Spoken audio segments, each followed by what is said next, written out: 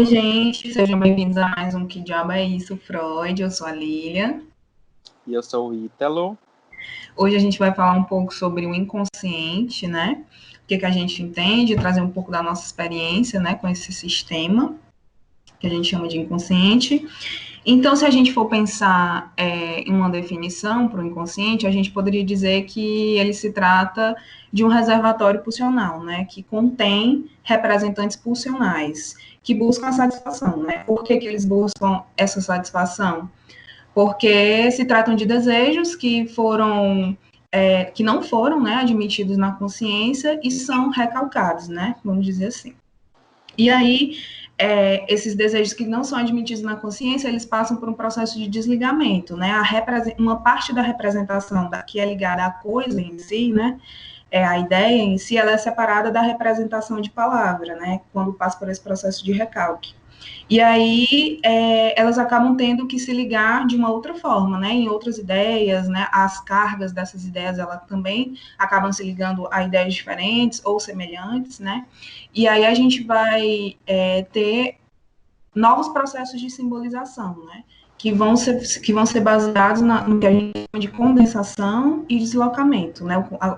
A condensação seria o agrupamento, né, de vários investimentos numa ideia só, né, a concentração, e o deslocamento seria essa transferência, vamos dizer assim, de um investimento para outra ideia, né, ele é transferido, né, para outra ideia, deslocado.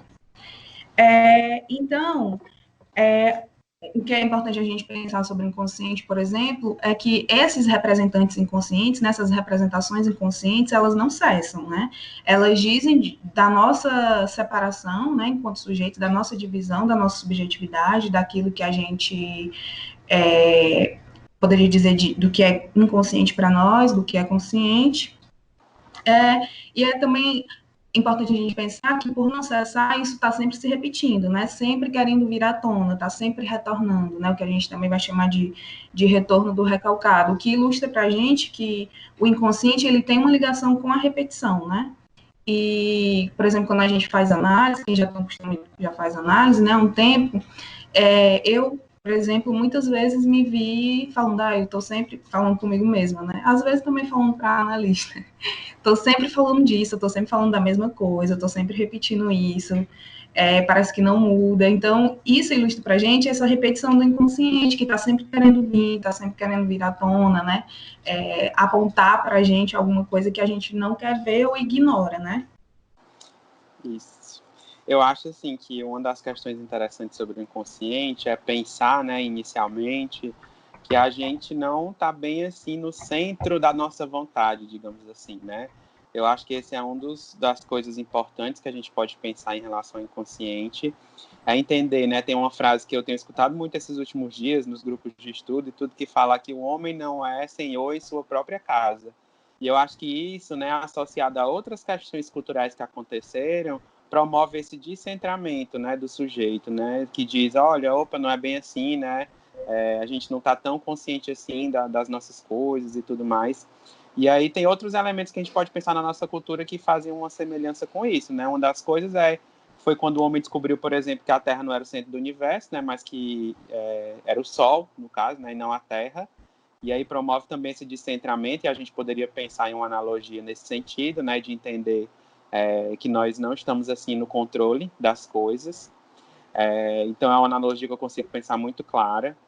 E eu acho que é muito disso mesmo, é entender que existe uma parte, não sei se uma parte, né? Não sei, às vezes eu não sei nem como falar do inconsciente, para ser bem sincero, assim, que termo utilizar, né? Mas, assim, existe algo sobre nós e sobre o nosso desejo, essa energia, né? Como você falou muito bem, né? Essa pulsão, né? Que é essa energia, que ela não cessa, né? Que ela nunca para, que está ali o tempo inteiro e que ela quer dizer alguma coisa para a gente, ou ela tem algum conhecimento sobre nós e que muitas vezes são conhecimentos com os quais a gente não quer lidar, a gente não quer ver, mas que estão ali insistindo, né? Não é à toa que em determinados momentos isso falha, né? Esse recalque, como a Lilian falou muito bem, né, que é essa força que impede, né, que esses conteúdos que estão ali tentando vir à tona, eles não venham, né? em algum momento isso falha, né? Eu e a Lilian tivemos uma professora na faculdade, a professora Camila Lopes, que ela usou uma vez uma analogia que eu achei incrível, que ela falava do inconsciente como um flash de uma câmera. Então, você vai tirar uma foto, né? Aí aparece lá o flash, ele aparece e some. Então, o inconsciente, ele opera mais ou menos desse jeito, né? Tal hora ele se mostra e ele some novamente, né? Não está ali o tempo inteiro. E aí, Lilian, eu queria te perguntar se tu pensou alguma coisa que poderia mostrar nessa falha desse recalque, né? Dessa barreira, e que como é que o inconsciente ele aparece no nosso dia a dia, né? Em que momentos a gente pode identificar esse aparecimento desse conteúdo, né? Esse conteúdo também é uma coisa importante de pensar, ele não aparece assim tão claramente, né? A gente não tem acesso a esse conteúdo de uma maneira clara, não é como se de repente a gente tivesse um insight, pode até acontecer também, né? A gente tem um insight, de repente alguma coisa se torna muito clara para a gente, mas não é bem assim que funciona, né? Ele vem ali disfarçado, maquiado, né? Não vem muito claramente, mas eu queria te perguntar se tu pensou assim, em situações ou em momentos em que esse consciente ele aparece, né? Esse flash, né? E como é que a gente pode identificar isso? Uma das coisas que o Ítalo falou, que é essa questão do nosso descentramento, né, de que nós não somos senhores na nossa casa, já no início, quando o Freud estava elaborando e pensando sobre o inconsciente, ele traz exatamente que existem muitas coisas que a nossa consciência ela não dá conta, né? Existem muitas lacunas que a gente não consegue suprir, tamponar de alguma forma, né? Então, assim, inclusive quando ele vai justificar o inconsciente, essa é uma das justificativas que ele utiliza, né? Que a consciência ela tem muitas lacunas e que às vezes as formas conscientes que a gente utiliza para tamponar essas lacunas, elas não têm nenhum sentido, não fazem nenhum sentido, não tem nenhuma coerência, diferente de quando a gente começa a pensar sobre algo que talvez nós não conhecemos, né, sobre nós mesmos, que seria, no caso, o inconsciente. Então, uma das justificativas do inconsciente é justamente essa, né, de que, através dele, essas lacunas poderiam ser explicadas de uma forma mais compreensível e coerente, né. E aí também é importante a gente colocar que o inconsciente, ele tem suas leis próprias, né? Ele não segue as leis da lógica, ele não segue as leis do tempo, né? Ele tem o seu próprio modo de funcionar, né? O seu funcionamento próprio. E respondendo à pergunta do Ítalo, se a gente for pensar em como que isso se apresenta, a gente pode dizer do próprio sintoma, né? O sintoma, ele nada mais é do que a falha do recalque, né? Ou a gente pode pensar também como um acordo, né?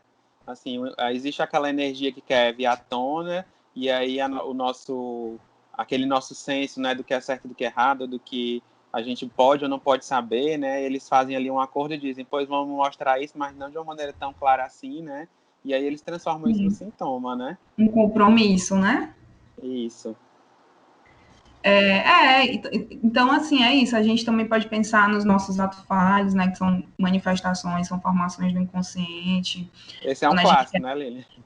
Quando a gente quer falar alguma coisa, fala outra. Eu vi uma frase hoje, ninguém acredita no inconsciente até que o seu amor troque o seu nome pelo de outra pessoa.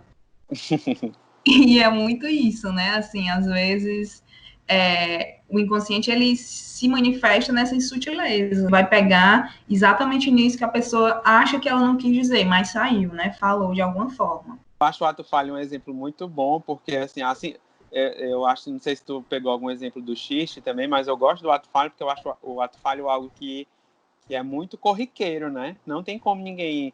a história do trocar o nome, trocar uma palavra por outra, ou às vezes uma palavra que é muito parecida com a outra e aí você acaba falando aquela outra palavra, né? A gente não vai necessariamente compreender exatamente por quê. Talvez isso possa acontecer, né? Em algum momento posterior você entenda isso, mas essas situações elas são muito cotidianas, né? Assim, quem vive no relacionamento já aconteceu às vezes de trocar o do atual pelo ex, enfim, uma série de questões aí, né? Dessas situações em que a gente quer dizer uma coisa e disse outra e diz, opa, não era bem isso que eu queria dizer. Mas eu também já ouvi uma frase que eu acho maravilhosa, que é: o ato falho é, na realidade, um ato bem sucedido, né? A gente queria dizer exatamente aquilo que a gente disse, né? Talvez Isso a é nossa um consciência não queria, né? dos flashes. Exatamente, é aquele flashzinho que vem, né? Que às vezes é incômodo, né? Que a gente não quer saber, mas que aparece, né? A pulsão tá ali, como tu falou, né? eu gostei muito disso, né? Que ela insiste 24 horas por dia, né? E aí tem a história do sonho, né? Sim. Tu Que a pensou um gente pouco tem o sobre isso? sonho como a via régia, né, do inconsciente é quando ele está livre, né, vamos dizer assim, quando nós estamos dormindo, todas as nossas resistências, elas baixam, né, em algum sentido. A gente tem, né, esses escoamentos, né, que a gente pode dizer do inconsciente, que seriam os sonhos, os atos falhos, os xistes, né, o Freud, ele coloca que não só isso, mas também, às vezes, pensamentos espontâneos que vêm à nossa cabeça, que a gente não sabe de onde saiu, só surge, isso também pode ser uma apresentação, né, do inconsciente para a gente, de alguma forma. Agora aparece algum pensamento, ou um insight, ou um flash, né? Vamos usar o exemplo do flash aí que funciona bem, e que pode ser isso também, né? E aí o Freud, ele coloca o sonho como a realização de um desejo, né, de um desejo que não pode, exatamente desse desejo que não é admitido na consciência, como, por exemplo, eu tive um sonho essa noite, né, e eu tô pensando em me mudar daqui da casa onde eu moro, né? Eu tô querendo sair daqui de onde eu moro. E aí o meu sonho foi exatamente isso, eu indo conhecer a minha casa, a casa onde teoricamente eu iria morar, né? Como que eu imaginava essa casa, né? Como que eu pensava que teria que ser essa casa. Então tudo isso apareceu no meu sonho, né? Uma casa com um quintal bem grande, muito grande mesmo. E interessante que ela ficava de frente pro os fundos da casa era para o Kart Clube, que é um clube de festas antigo daqui de Sobral, que eu não sei porque que isso apareceu no sonho, né? Só análise para saber.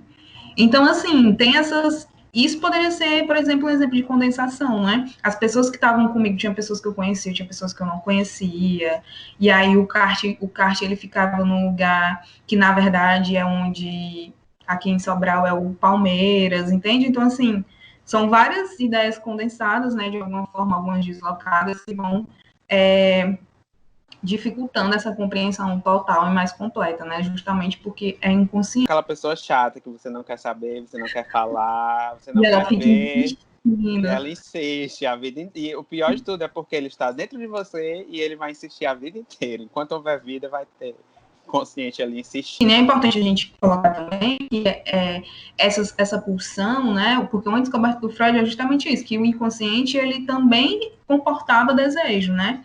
E esses desejos eles nunca se satisfazem completamente, né? Então por isso que ele está sempre se repetindo. Eu tinha pensado muito na questão do ato falho. Eu tinha pensado no xiste. Tem um xiste, Lilian, que é maravilhoso, mas infelizmente a gente não vai poder falar aqui, porque senão a gente vai ser processado. Porém, eu gosto muito da ideia do xiste, mas eu realmente não consegui pensar em algum exemplo assim mais palpável para as pessoas, assim. Mas eu tinha pensado assim, por exemplo, às vezes a gente consegue anexar, digamos assim, o nome de uma pessoa, né? E a gente consegue atribuir àquele nome uma característica muito marcante daquela pessoa, e que é engraçada, ou que é algo que aquela pessoa também insiste em não querer enxergar, né? E aí você junta esse nome com esse adjetivo e torna isso uma coisa engraçada, digamos assim. Mas eu realmente não consegui pensar em algum outro exemplo que não fosse esse, que depois a gente fala aqui nos bastidores, mas que é mais ou menos isso, né? Essa situação que é engraçada, né? Essa historinha que diz alguma coisa, né? Que diz de uma forma cômica aquela coisa, né? Aquela brincadeira, né? A gente diz alguma coisa brincando, mas querendo falar aquilo que a gente disse mesmo. Meio que um disfarce, né? Para poder falar o Exato. que você realmente quer falar. Funciona basicamente como a mesma lógica do inconsciente, né? Aparece, mas aparece de uma forma disfarçada, né? Que não tá muito. Que tá ali, mas que não tá muito na cara, digamos assim, né? Consegui Então, eu acho que pensar. é isso, né? Que a gente. É óbvio que o assunto ele não se esgota aqui, né? Realmente assim um tema bem complexo, mas assim a base dele é exatamente essa, né? Para a gente resumir, o inconsciente é esse reservatório de pulsões, né? Que guarda esses representantes pulsionais de desejos que não foram admitidos na consciência, que passam por processo de desligamento e que acabam criando novas simbolizações, né? A partir disso, né? Isso. E consegue as leis, né, as leis normais que a gente conhece, as leis da lógica e atemporal, que a gente pode dizer que são as características do inconsciente, né, ele é atemporal, ele não trabalha com a realidade, né, com nossa realidade externa, mas com a realidade psíquica, né? Então, eu acho Sim. que é isso. Tem a questão também que eu estava pensando aqui agora, dessa história que tu falou, né? O tempo do inconsciente não é um tempo cronológico, né? A gente chama o tempo do inconsciente de um tempo lógico. Por que que às vezes já tem aquela história, né? Porque eu vejo essa frase também, aquela tipo Clarice Lispector no Facebook, mas é tipo assim, por que que uma coisa que você viveu há 10 anos ainda insiste em estar ali produzindo algum efeito em você, seja uma raiva, uma saudade, e outra que aconteceu, sei lá, recentemente, ela não produz tanto efeito assim, né? Porque a gente entende, sei lá, que com o passar do tempo, teoricamente, aquilo dali devia desaparecer ou sumir. Mas por que que tá ali, né? Insistindo e produzindo alguma coisa, né? Justamente porque o tempo do inconsciente é lógico. Tem gente que passa a vida inteira com aquela repetição, né? Com aquilo que tá ali insistindo em aparecer, justamente porque o tempo do inconsciente não é a lógica, a nossa lógica, né? De pensar, uma coisa que é muito antiga, com o tempo ela vai perdendo a força. Não é assim E que também a funciona, gente né? tende a ignorar, né? A gente tende a não, sei lá, procurar elaborar isso de alguma forma. Né? Não vai deixar de existir só porque você não quer saber, né? Só porque a gente não quer saber, ele não vai deixar de existir. Então, Exatamente, e eu acho que a análise funciona muito nesse sentido, né? De pensar que a gente vai lidar com coisas que a gente não queria lidar e que a gente está ali se colocando à disposição de trabalhar justamente com o que a gente não quer, né? Então, a experiência da análise ela é uma experiência que ela nem sempre é fácil, né? Ela é incômoda, né? Assim como o inconsciente, ela descentra muito a gente, né? Tira muito essa lógica do eu, né? Dessa história da consciência, que eu acho que é uma coisa que é muito recente, essa história do eu forte, vamos fortalecer o seu eu, né? E aí vamos fortalecer a sua consciência e ser uma pessoa autoconsciente e controlar tudo, mas é uma luta em vão, né? Porque inclusive, o sujeito de uma análise, de uma psicanálise, não é o sujeito consciente, né? Não é o sujeito do eu, é o sujeito do inconsciente, né? Daquela questão do penso, logo existe, né? Que para Descartes o sujeito era o ser pensante. Para o Freud, né, ele já começa a colocar que talvez o sujeito não seja esse ser pensante, né, que na verdade nós somos aquilo que não pensamos, né, o Lacan depois reformula dizendo que não penso, logo sou, né, inclusive exatamente. a minha bio do Twitter, sou onde não me pensa.